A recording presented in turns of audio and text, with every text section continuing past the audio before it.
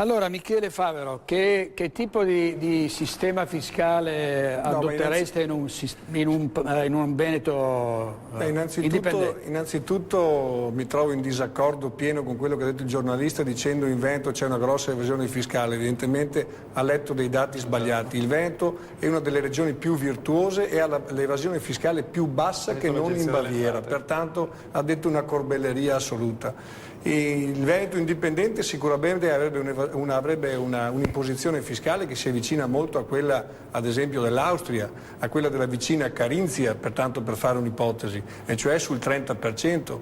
Noi abbiamo una pressione fiscale che è arrivata al 68,6%, pertanto insostenibile. Nessun imprenditore sano di mente verrebbe mai ad investire in un paese come quello italiano. Poi abbiamo sentito tra l'altro che si accaniscono contro i piccoli perché sanno magari di ottenere qualche risultato, perché addirittura poi abbiamo sentito il professionista di turno che l'impresa si vede costretta a rivolgersi a un professionista e a pagare dei soldi che invece avrebbe investito da qualche altra parte, ottenendo un risultato misero se pensiamo che è il 10%.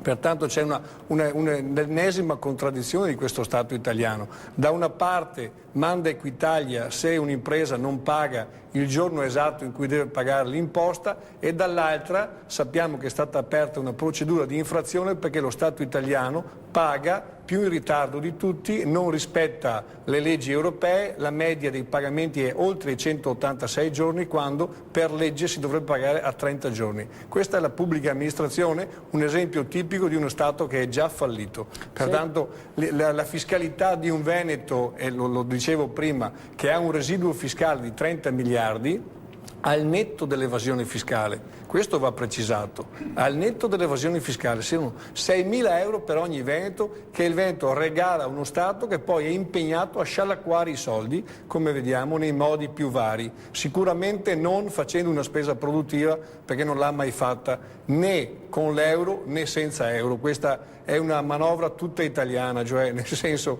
non dipende tanto dalla moneta, dipende dalla capacità gestionale di uno Stato che è fallito. Per tornare un passo indietro sull'immigrazione, anche in questo caso il Veneto indipendente l'avrebbe gestita come ha fatto la Svizzera, e cioè affidandola ad un referendum. E poi uno Stato intelligente è uno Stato che applica delle leggi e le fa rispettare, invece questo è uno Stato che fa leggi su leggi e dimentica il diritto. E allora anche per l'immigrazione, perché non trovare un accordo ad esempio con l'Unione Europea e far sviluppare quei paesi che sono in difficoltà piuttosto che costringerli a venire qua? Usiamo le risorse per finanziare degli investimenti in quei paesi che sono in difficoltà.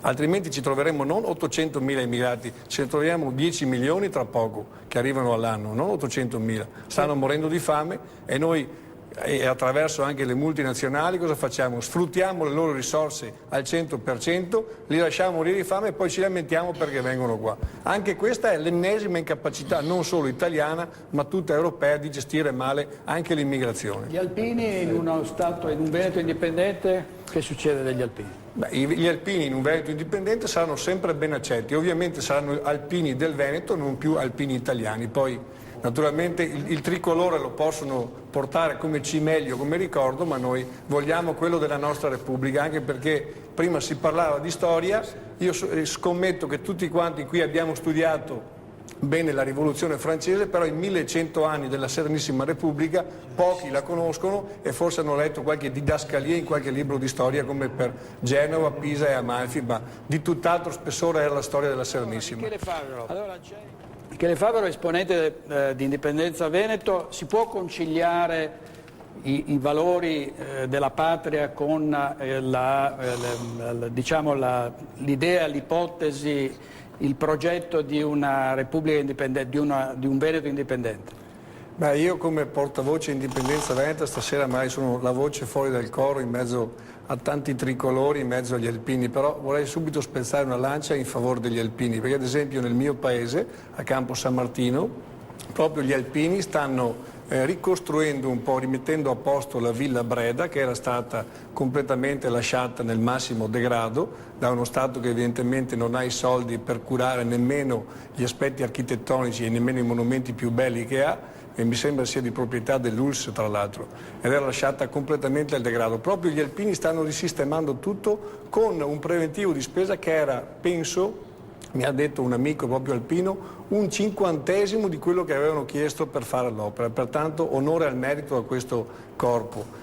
E io spero, richiamando anche le parole prima che diceva il senatore Bitonci, che nel prossimo esercito del Veneto, perché confido che l'indipendenza veneta arrivi presto quanto prima, ci siano proprio un gruppo di alpini del Veneto che continuino l'opera che hanno fatto gli alpini per tanto tempo, perché c'è solo da imparare. Naturalmente non ho nessuna fiducia che questo Stato italiano, baro e falso, possa ancora dare onore a queste persone come gli alpini, perché non ha nessuna credibilità e nessuna credenziale per continuare ad andare avanti. Lo vediamo tutti i giorni.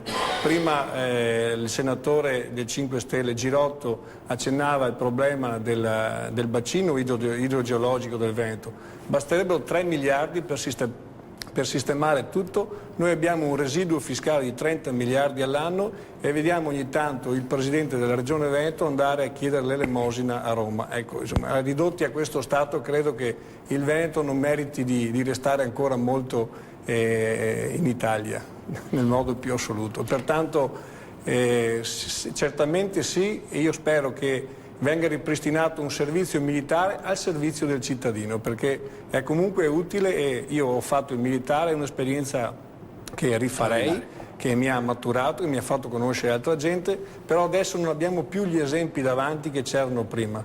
La classe dirigente che ha portato questo paese allo sfascio non merita di avere gente valorosa come gli alpini.